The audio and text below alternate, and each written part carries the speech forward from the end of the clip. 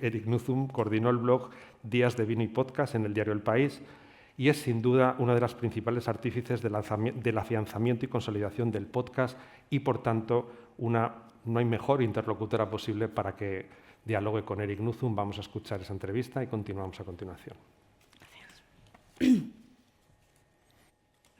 Welcome to this Congress.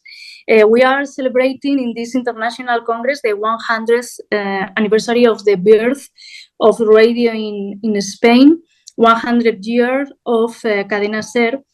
I wanted to start by asking you, what role do you think radio plays in the history of podcasting and vice versa? What place does radio occupy in the rise of podcasting? That's a great question.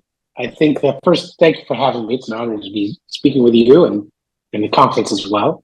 I think that radio has always been an evolving medium and has always been changing. If you look at what radio was in the past 100 years, every 10 years, it seems to, roughly 10 years, it sounds very different than the 10 years before. And I think that we have seen the technology, that rate of innovation and change has accelerated, but it is still always in a state of evolution. And so the presence of podcasting is just the latest of evolution that radio has undertaken. Mm-hmm.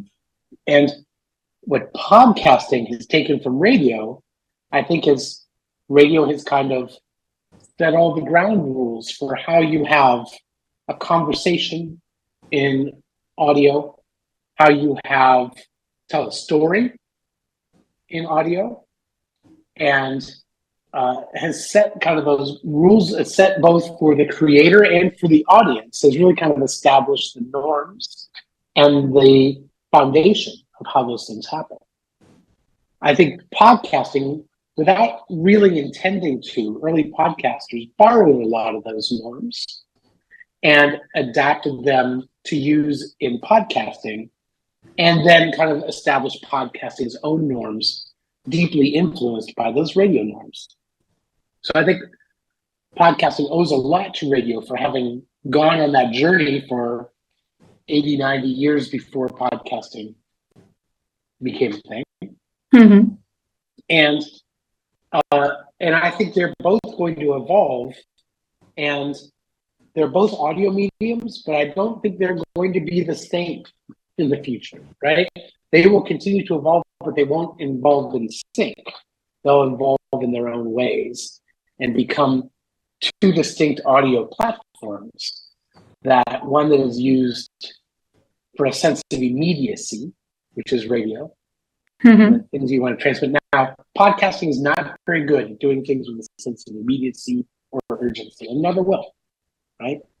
But you look at the types of audio experiences that require something to be in the moment, and radio still is very difficult to beat. If you look at podcasting, it will continue to evolve in being a hub for people, communities of interest. And that will push it in a slightly different direction away from radio. Mm-hmm.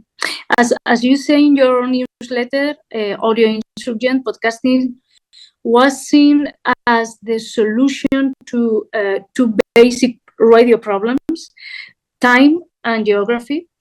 And podcasting was not only a disruptor for radio listeners, but it was also a disruptor for radio talent, with many of radio's best and brightest leaving to try their hand at podcasting.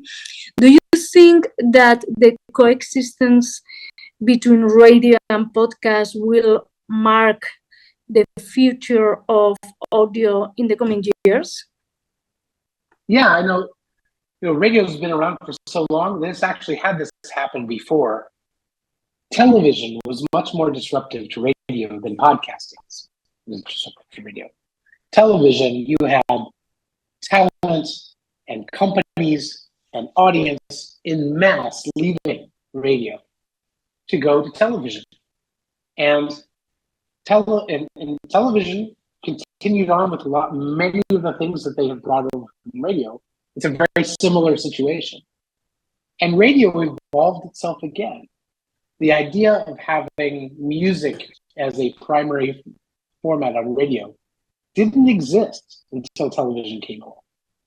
You had music on radio, but it was like in small chunks, or maybe for a half hour here, an hour there. It was not like I can listen to classical music all day long, or I can listen to rock and roll all day long, or I can listen to blues all day long.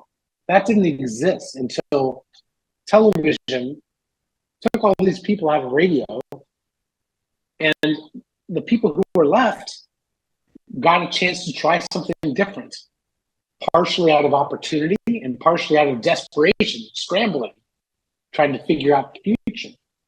And same thing could happen to radio today. There's been some talent who's left, and some, it's not a huge amount, has left radio to go into podcasting. There's still a ton of very talented people in radio.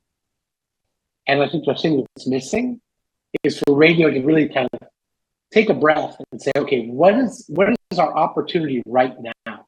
Not what was the opportunity 15, 20 years ago. Not what we think is going to be the future.